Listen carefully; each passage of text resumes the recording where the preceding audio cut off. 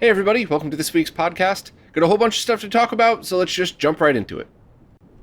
First up, the developer working on translating the Sega Saturn game Blue Chicago Blues is looking for more help with the translation.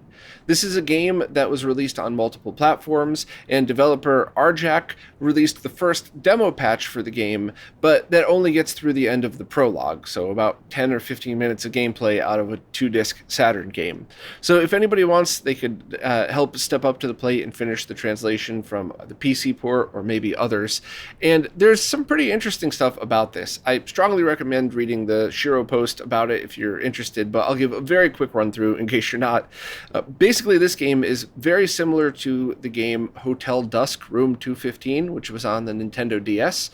I remember buying it and really enjoying that game. I think I only had to cheat when the part where you have to close the DS because I wasn't sure if I was going to ruin my game by doing that, but I really enjoyed it. I thought it was a lot of fun to go through, and it's interesting to see that the same team made this one, and it makes me think that this is a game I would probably enjoy as well. But it was also released on the Pioneer Laser Active, which is kind of neat to think that this was also a Laserdisc game. And also PC, NEC, PCFX, 3DO, Saturn, and PlayStation. So if you'd like to help out translating the game, please contact the developer who's doing the translation right now. And if you want some more info on this very cool game, definitely check out the Shiro post. A Kickstarter campaign was just funded for a game called Last Crown Warriors for the Game Boy Color, which seems to be a top-down Zelda-inspired action platformer. Retro Kevin just did a video on it if anybody's interested in it, and it seems like a pretty awesome game for people that are interested in that style of gameplay. The only downside, if you'll call it that, is the intended release is Q1 2024, which my personal opinion on that is that just means the team's being honest and not trying to rush something to delivery. You obviously could form your own opinions about all of that, or if you'd like to fund a Kickstarter campaign, but I do think that a company who's released previous games on Kickstarter like this is certainly one to trust. And, you know, I never say that to insult companies. I just always try to be very transparent about things. You could always end up losing your money on a Kickstarter, or you could end up funding a really awesome project that you end up loving. This project's already funded, so I don't really mind giving the info out here. So just check out Kevin's video and see if this is something you'd like. But for me personally, I think it looks really neat. An updated English translation patch for the Sega Saturn game Ys the Vanished Omens is now available. There's still a few more things to translate on it, but the game is now fully playable in English, so you should be able to play it to completion without speaking Japanese at all. I believe the translation effort started with the developer mClassic using just automatic translation, and then CrodKenny came in and double-checked everything and did the manual human translation to make sure everything went smoothly. So overall, as you're probably sick of me hearing, I love to hear about English translations, or really any game translated to any other language, just because it allows a bigger group of people to be able to experience some of these very awesome games. And whether or not it's the type of game that I would love to play, I still absolutely appreciate anybody who puts the work into doing stuff like this. So if you would like to give it a shot, definitely check out the Shiro post here. There's a bit more info about the game and the background on it as well, but you can get links to the patcher.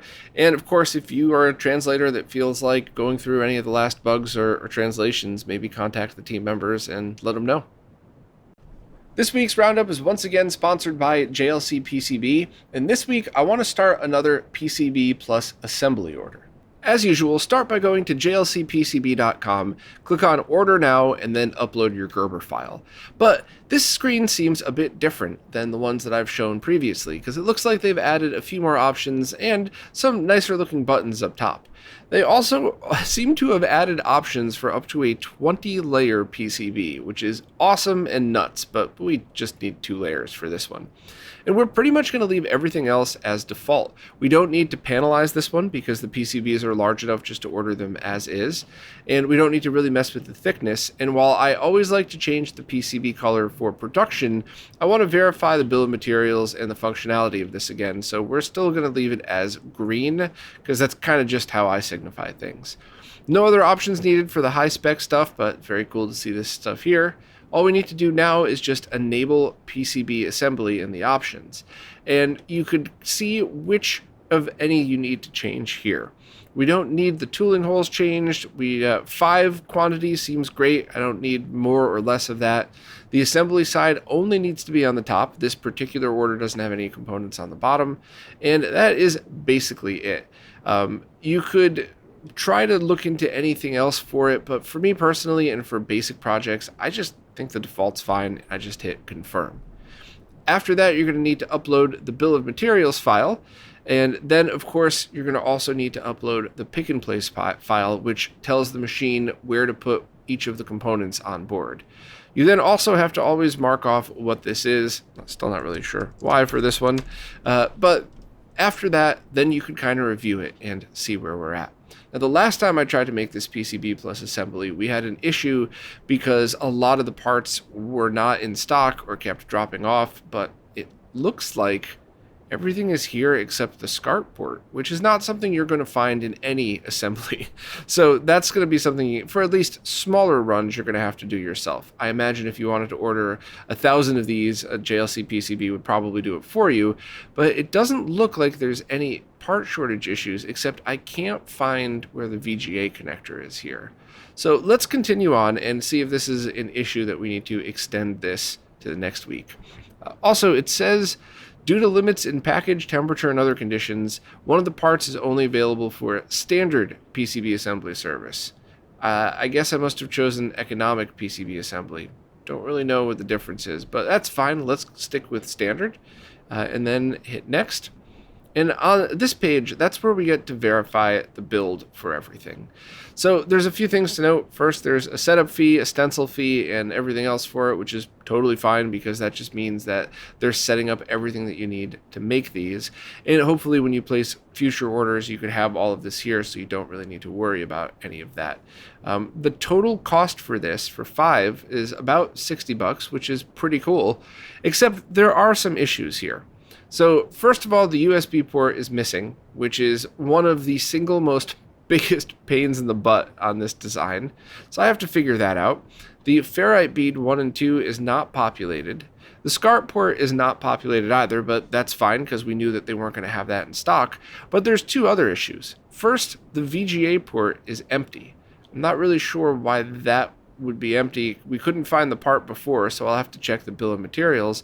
And also the audio jack seems like it's sideways, but if we look here on the back, its mounting doesn't match up with the holes. This has obviously been rotated. So I have to check with JLCPCB and see exactly what's going on with this one, but it's very cool that their website has been updated to see all of these changes in real time, so you don't have to wait until you get the parts to notice what's missing or what's on wrong. So I'm going to go ahead and assume that all of these issues, especially the missing VGA and ferrite beads, are my fault, but still want to verify what's going on, and then I'll swing back around next week and update you as to what the fixes were, to how to make sure this does not happen to your projects. Fixel has just opened pre-orders on the previously announced IDE emulator, which is essentially like an optical drive emulator, except you simply connect your IDE cable to it, and it should be able to emulate basically any IDE device.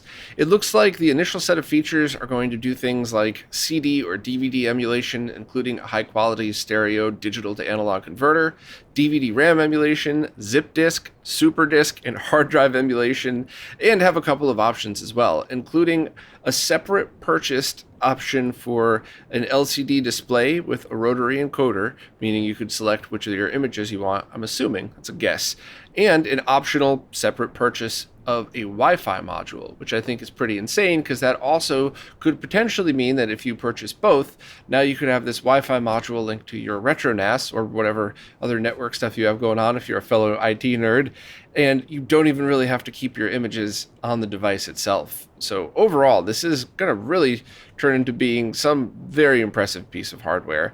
And it's not cheap. The price is $319 plus shipping, but This is really going to start out as a product that's, more enthusiast focused, and I guess we'll kind of go from there. If it blows up and a lot of people want it, maybe Fixel could figure out ways to do stripped down versions for cheaper.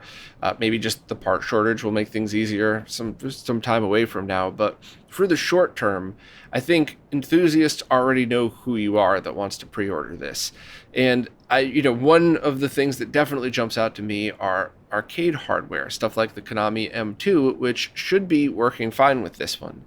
So I'm so excited for projects like this. I love to see where they're going to evolve, and I'm really happy to see another very cool product from Fixel. So as soon as one is released, hopefully I could borrow one and just kind of give it a try, do a live stream with it, and see what we got, because that's pretty impressive. And hopefully I'll be able to update people soon on more delivery dates and stuff like that. Although Fixel did say it should ship before summer, so hopefully we'll be able to see this once the weather gets nice. If you're in the same part of the world as I am, you know what I mean. Kevin Milott has just opened another round of pre-orders on the HyperFlash 32, the e-ink screen ROM cart for the Virtual Boy that I absolutely loved. I did a review on it a while back, which pretty much is still accurate, 99% accurate. The only differences are there is another version available now, not just a black and white screen, but a black, white, red e-ink screen as well, so you can get a little bit of color onto that e-ink if you would like.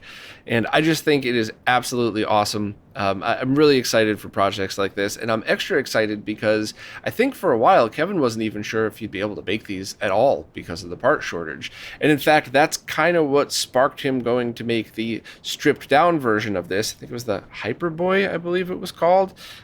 Stuff always has such close names that I get them confused, but it's great to see it back, and it's great to see people have another opportunity to pick it up. So for all of my fellow Virtual Boy fans out there, if you like using original hardware, I would definitely call this one a must-have, because even if you have every single Virtual Boy game out there, the Virtual Boy homebrew scene is arguably better than most of the retail library. Sorry to upset any VB fans here, but I loved Mario Tennis. I loved Wario Land. Bound High, which I don't think was ever released, I think was a really great game. But the newer stuff, like Formula V and all of the new games that are coming out, really just push this thing to its limits. And you could use those on a ROM cart if you have the ability to. So if you want to see any other cool new accessories that are homebrew stuff for the Virtual Boy, I did a live stream with Kevin a while back. The first 15 minutes go over the accessories, and the rest of it is just kind of like playing different games. I should probably chop it up and make it a fancy video, but I don't have time. So if you click on it, don't get intimidated by like the 3-hour length to it. The first 15 minutes is really where it's at, where you're going to want to see all of the cool stuff I was able to get for it. And of course, if you want to hear more from Kevin, I did an interview with him a while back as well. I just did a live stream with Crix's RGB Blaster, and there is so much good stuff to talk about, but one very important safety fix. This first small batch, you might even want to call it a beta batch of RGB Blasters, kind of had some sync issues. So you're going to want to do a few things to this if you have purchased it. You're going to want to replace one resistor, the one that is marked 47R, right next to the multi-out on the opposite side, obviously. You're going to want to replace that with, I would say a 470 ohm is probably the best. I used a 200 ohm in the live stream, and it was perfectly within spec, but 470 should be a safer number. And also run a jumper wire from the right side of the resistor to the C-Sync pin that I showed here in the picture. Basically what happened was, there are so many different revisions of Genesis 2 cables out there that it was a bit confusing to figure out what was the most common, and we just went through in that stream and were able to figure out how to take care of all of them. Anything that was built correctly, at least. If you buy a 99-cent cable from AliExpress, you're on your own, but if you've bought it from any of the reputable cable manufacturers, any revision of that cable, including HD Retrovision, Rad2X, whatever, should work after the fix. Don't plug, especially HD Retrovision and Rad2X, don't plug those in before the fix. And, it's one of those things where it happens. Hopefully Crix is comfortable enough with us now that anytime there's an issue like this, he could just send us the product to borrow, to test out for him. I absolutely thought it was awesome working with him, and we've been talking behind the scenes after to tweak this sucker even more. But it was definitely something that I would say fix immediately if you have it, just to be safe. And that's pretty much it. Now, there have been a couple of people posting fixes that you could do in the cable, but I strongly recommend not doing that, because if you do, then whenever you go to use that cable on something else in the future, it probably won't work. Now, I believe in this case, if you modded the cable instead of the RGB blaster, it just wouldn't work when you go to plug it into a Genesis 2. It wouldn't hurt anything. But it's still just something that I just think it's the best practice for all of us. You don't want to end up throwing out a cable a couple years from now because you forgot that was modded. So, or worse, throw out a Genesis because you think it doesn't work. So I would just kind of keep that in mind. Now, the good stuff though, and there is a whole bunch. First, while I really did spend most of the time just kind of checking the video output options, it is clear video. Now, it's going through an FPGA, and while it is using the CPU of the NES, you are getting digital video translated into analog, so you're going to get a clearer picture. But the number one thing that really stood out for me was this revision Famicom that I have is extremely noisy. And in fact, I've been holding on to this one in a specific Rev Master system just to use in my videos to show how bad some of these consoles' composite video output could be, or RGB in the case of the Master System.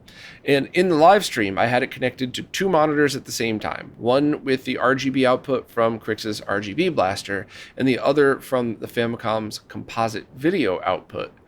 And the RGB Blaster was so much better. It was crystal clear. Not just talking about the differences between composite and RGB. Sorry, I should have clarified. I just mean jail bars versus no jail bars, analog interference. There just wasn't nearly as much. So very cool product. The other thing that I thought was awesome, downside, you have to connect it to your computer and run a script in order to change the palette.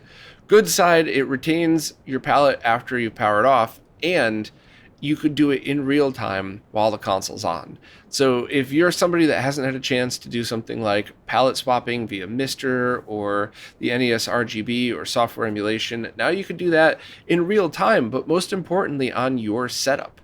So if you're playing through a flat panel, those color palettes are going to look a little different than if you're playing on a PVM or a RGB modded TV or a TV with component video inputs. A lot of little factors are involved in that. So now you could just sit there, hook your laptop up to it or something, and in real time swap the different palettes to see which you think is best for your game on your setup. There are a couple of ones there that I usually go, are my go-tos just because I kind of like it, even if it isn't the most accurate to the original, but there's no right or wrong answer with the palettes, whichever one you prefer. So that is another awesome one. The brightness was a little dim. Now, I do want to make sure I'm clear about this. It doesn't really mean anything. Absolute worst case scenario, turn up the brightness on your TV a little bit. There are zero safety issues in this.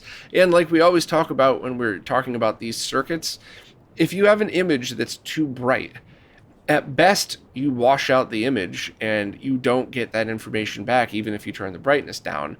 At worst, you could damage equipment. And when an image is too dim, like the RGB Blaster, it's the opposite. There is zero safety issues whatsoever, and the worst case scenario is turning the brightness up.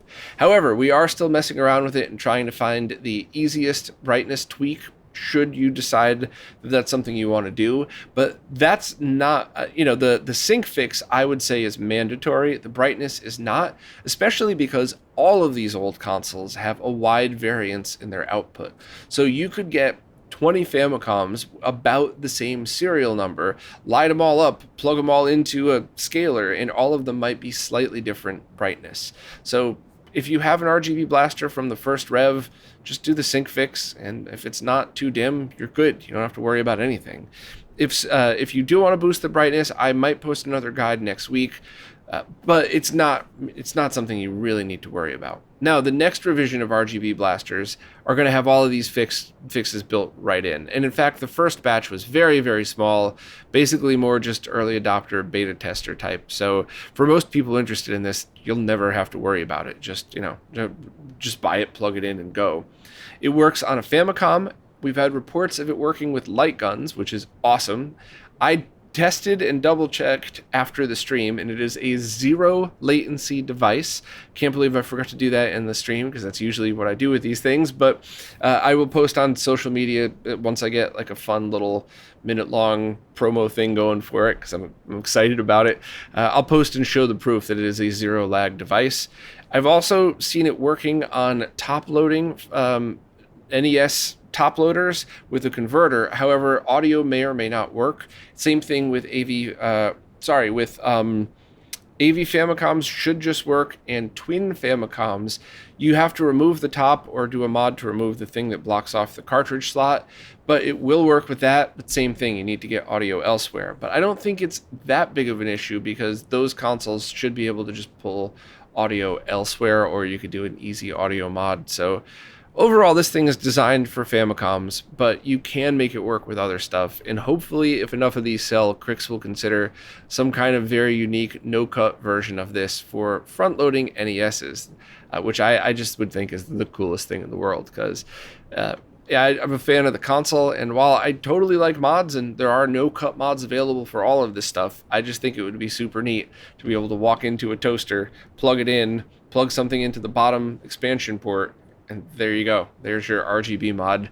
And I guess you could also integrate expansion audio and all of that stuff as well. So as you could tell, I'm very excited about this thing. If you want to see all of our work in real time, the live stream's there. It's really nerdy. I mean, I left it public just because I thought people might be interested, but I've been trying to do this thing where I do the live streams and then I follow up with a post and then a social media quick 1-minute video telling everybody read the post or see the live stream. Let me know if you think that's okay, but I just always try to be honest. You know, some stuff it's like, hey, if you're a modder, you have to watch this if you want to get it right. Other stuff it's kind of like, skip to the end, read the post, go back to the live stream if that's something that's entertaining for you. Chris from Displaced Gamers just posted a video explaining how speedrunners are able to use an exploit in Castlevania for the NES to scroll through screens faster.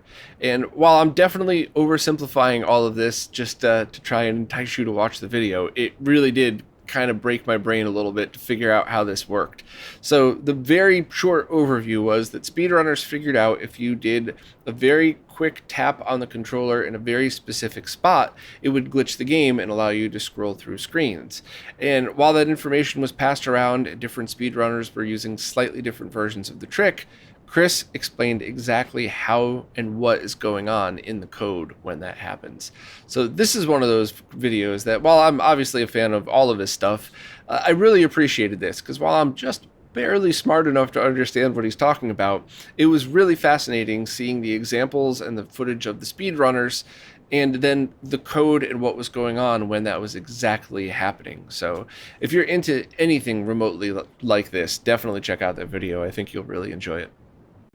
My Life in Gaming just posted a video talking about the 4K Gamer Pro and the mClassic, and I think Mark absolutely nailed it. Now, one of the first thing Mark said in the video was pretty much the same thing I said, in that depending on your TV, how far away you sit from it, your source material, and your eyes, you could have a completely different opinion on it. And the only thing that really matters is that neither of these devices add lag. I've tested a bunch of different ways for both of them. So it really is a preference-based thing. Now, the video went through comparison shots, side-by-side shots. Mark was kind enough to write a lot of that in written form here if you're somebody that prefers to read stuff or just kind of wants to go back and forth, because you could reference these still shots in Mark's post as well as the one in the video, which I personally love doing it that way, so I could just kind of check it out on a nice monitor and see side-by-side. There are two things that I have to mention, though. One thing that I didn't quite agree with Mark, and one thing that I 100% agreed with. So what I did not agree with was that his opinion, based on his TV, how far he sat from it, all the stuff I just word vomited, his opinion was that using the 4K Gamer Pro on its lowest setting was his preferred way to use it.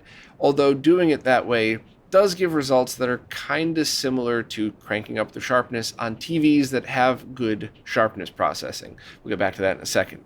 Whereas my findings were that The ringing that was in the highest setting of the 4K Gamer Pro, the ringing that drove Mark absolutely crazy in his testing, I thought in many cases was worth it because of the much higher sharpness level that you get.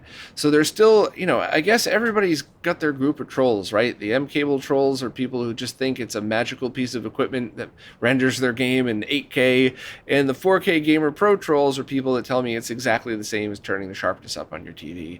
Depends on the mode, I guess. So maybe you're half right, trolls. Except that really just comes down to your source content and, once again, how you think it looks. Because there were definitely some scenarios, especially with PC monitors, which are notorious for terrible scaling of images. Most, not all, but that I really found when I had it on the highest sharpness. And then especially if you add scanline filters, I honestly thought that was awesome. Now, I am a little bit biased because some Genesis consoles, especially with certain types of cables, you already get ringing on there. So while it's not correct, it might be what your eyes are already used to depending on your setup. So that's basically it. Went back to what I've said twice already, in that it's really just up to you. But that was the only kind of agree to disagree thing. What Mark did talk about that is something that I was shocked about the past few years is on some TVs, the sharpness setting actually sharpens up the image to the point where it feels like it is actually doing more of an integer scale and not just a smooth stretched scale, which is fine for TV, but not so much for video games. And previously, remember, I'm an old man that's been testing these panels since they were first released, but for a long time, whenever I turned up sharpness, all it did was just give this weird glowy ringing effect to things, or add more processing. There were a couple of monitors that when you turned off all of the processing, it dropped the lag, but when you turned on any one of them, the lag started to climb up.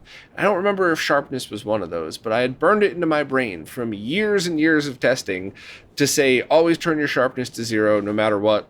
Double check on the forums to see, because there were a couple of bugs where you had to have it set to 1 instead of 0 or on certain TVs. But that was really in my brain permanently until I tried that Arcuda gaming monitor, when I said, oh man, this thing looks terrible. Let's try the sharpness. And when I turned it up, it looked gorgeous, especially in the context of a scaler built into a panel. But that's really got me thinking, and apparently the same thing happened to Mark during this video.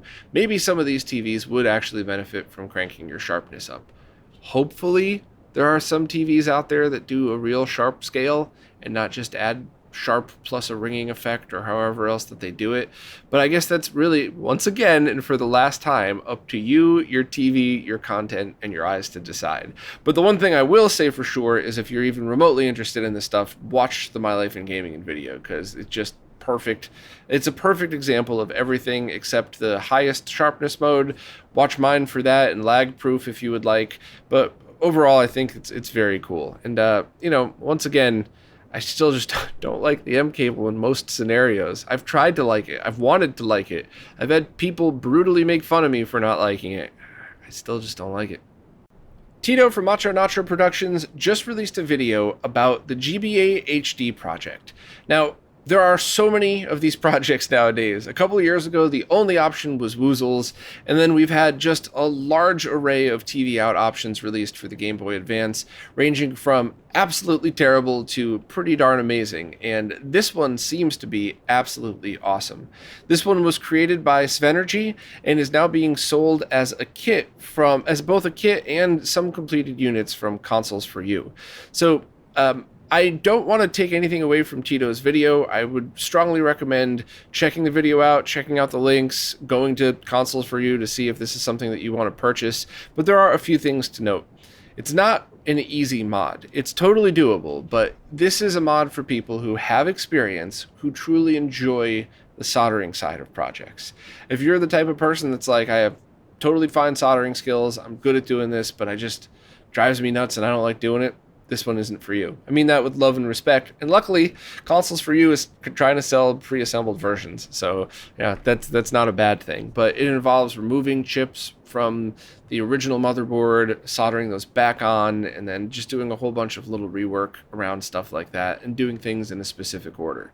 Tito's video nailed it, so if you are into that, definitely check this out. Just a small history behind the project, though. It started out as something that was totally do-it-yourself, and when it was first released, it was still kind of evolving. So it was something that you can't buy, not quite done, and at the time the Game Boy Advance Consolizer Woozles was still able for purchase or pre-order. I think it's still available now. I haven't checked up in a while. So I really just kind of politely brushed it aside as like, okay, I'll keep an eye on this project, I'll see what's going on.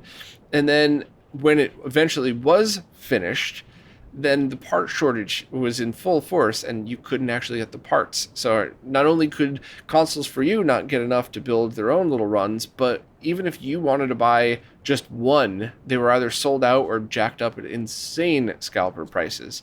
So when I was talking to Jan, and he said that this was ready to go finally after part shortage and everything else, I was very excited, and I really wanted Tito to do a video on it to show everybody this as an option. So shout out to Svenergy. I did end up talking to him at one point. Seems like a very cool person. Hopefully I could interview him at some point. And honestly, this is just exciting because maybe stuff like this could be ported to even other platforms that don't have as many mods for them. So hopefully that came out in a nice way. I mean that positively, like keep up the good work, but less cheesy, whatever. So shout out to Svenergy, shout out to Jan, and of course Tito for bringing all of this stuff to us in a nice video. And Tito did mention that he's going to be doing a lag testing video soon, which I'm very excited about because I still think that even as much as I blab on about it, lag is still a very underrated problem. So excited for that one, but for now, check this out. And just a quick shout out, Tito also did a pretty neat video about an old IBM laptop that he kind of reworked a while back. And while that it doesn't really have anything to do with RetroRGB, I enjoyed the hell out of it. I just wanted to give it a shout out here as well. Now it's time for this week's Mr. Updates, care of Lou from Lou's Retro Source. As usual, I'm going to skim through these, and if you hear anything that piques your interest, please check out Lou's video for the details.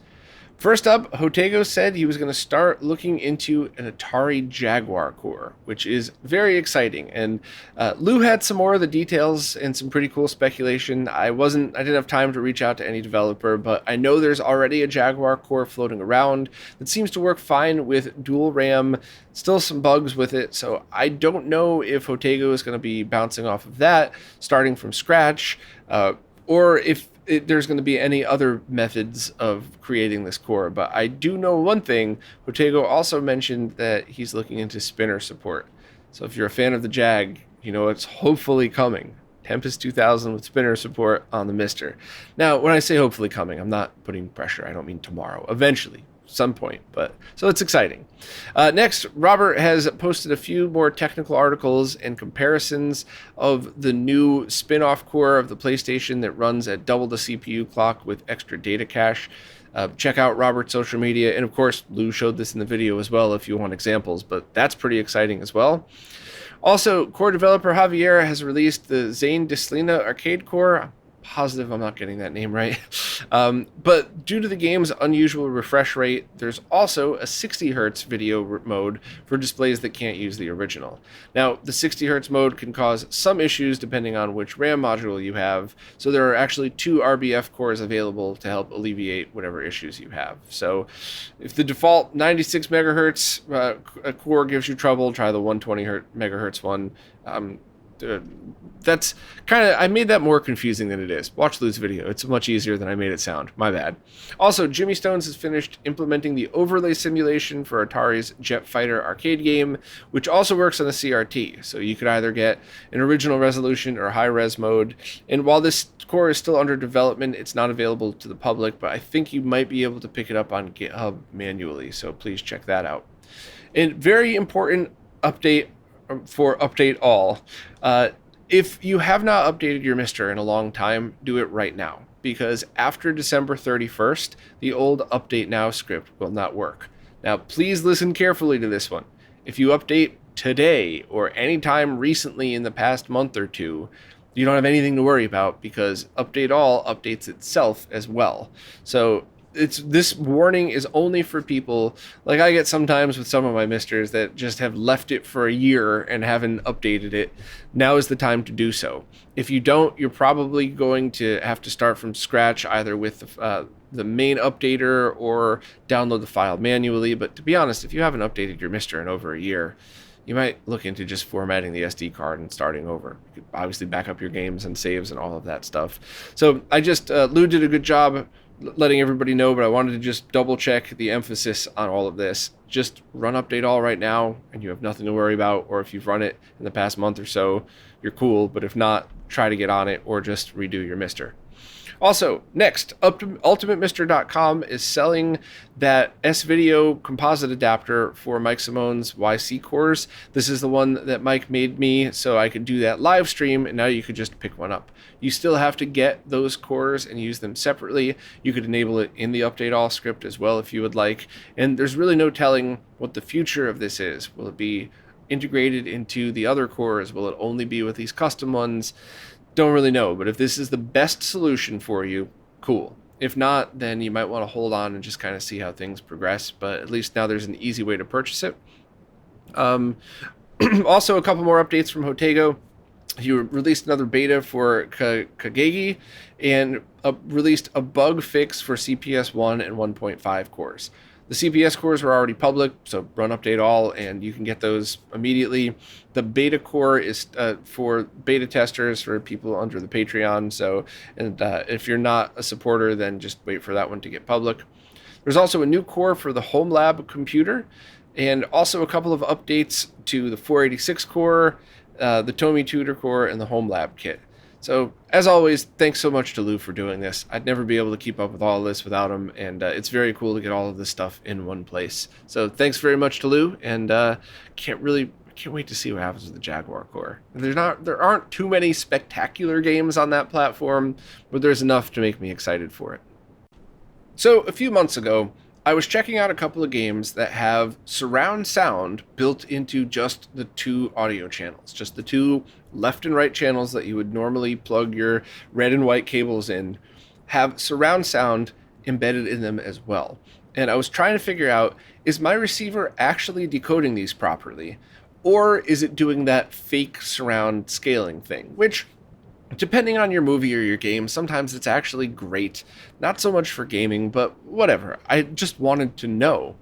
So I started searching around for ProLogic and Dolby Surround test patterns and barely found any, or any explanations about it. Maybe I was just terrible at searching, whatever. So I wanted to put together a video describing all of that. The title is mildly clickbaity, but 100% true: surround sound hidden in two channels, which is exactly the truth. So the video gives a very brief overview of what this is and where to expect it, then shows you how to test on your receiver. And that is the number one thing about this video that I think is important. If you already know the answer to all of this stuff, if you hate my videos, whatever, that's fine. Just skip to the proper timestamp in there and play this through your receiver and change the different modes on your receiver to see if the patterns follow what you see on screen. Now, it should not matter where you get, how you connect it, or where you stream it from, with a few little caveats. I've heard reports of some receivers with, if you run it through the HDMI port, so like maybe you're using a Mister or something and playing Star Fox, the HDMI signal has to flag Dolby ProLogic Surround, otherwise the receiver won't enable that mode. Mine did not do that. Mine, you just have to manually select Dolby Surround and that's it. Whereas a lot of other receivers, it worked fine, some didn't. It should work no matter what through HDMI, optical, and just basic left and right audio. That should not make a difference. Also, where you play the video shouldn't make a difference either, unless somehow it's downscaling it to mono, because this is once again just a stereo signal. That's it. So if you play this on YouTube and your streaming box doesn't support surround sound, that should be fine. You should totally work as well. If you have any issues, just try multiple sources, multiple everything, and you should be able to figure out for sure if it works or not. So for me personally, I did this because I didn't want some weird effect in a game to be, to my left when it should have been over to my right because I'm using fake surround. I wanted to know for sure that it was being decoded properly. And I went back and played Star Fox in the proper mode on my stereo, and holy crap, I was so impressed. Can't believe that was a surround sound game. There's no way I could have afforded true surround back then anyway, but whatever. It was still really neat to hear that. But it was also really interesting to read the comments and see people who said they happened to be just listening to the video in their car, and the surround worked in their car. They actually got true surround circling around you. And of course, there's all the people that are trying to explain that it's not true surround, blah, blah, blah, blah, blah. If it's a channel that comes out of your rear speakers, I'm counting that as surround. You could still access this content on VHS tapes, old games, whatever, laser discs. So just check the video out, see what you think. And, maybe we should start keeping a list of receivers or chipsets or something of which support these older platforms and which do not, because I think that might be helpful. So maybe we could start that up on the wiki or something like that. But overall, this was a very fun video. I hope it's going to be helpful for people. And I do think that no matter what content you have, if you see that Dolby Surround, Dolby Pro Logic, Dolby Pro Logic 2 emblem on there, it's worth running a test and seeing if your surround sound setup is compatible with it. If you need to pick up an older decoder, we'll figure that one out at some point in the future, or if everything's just good to go. So hopefully this was a fun one for people, but also helpful as well. So please help share this one, because once again, the tests shown in here and the basic overview I think is way more important than only gamers. I think anybody that's into classic laser discs or VHS tapes might be into this as well. Well, that's it for this week. As always, thanks so much to everybody who watches, listens, plays nicely in the comments, and especially thank you to anybody who supports on any of the services, because videos like that Pro Logic video with 0 affiliate links and probably will get 0 ad revenue from YouTube will never, ever be possible without your support. So thank you so much to everybody who's allowing this to happen. Please spread the word, because I would love to be able to do even more, and especially even more on the weird side like that. So thank you all so much, and I'll see you next week.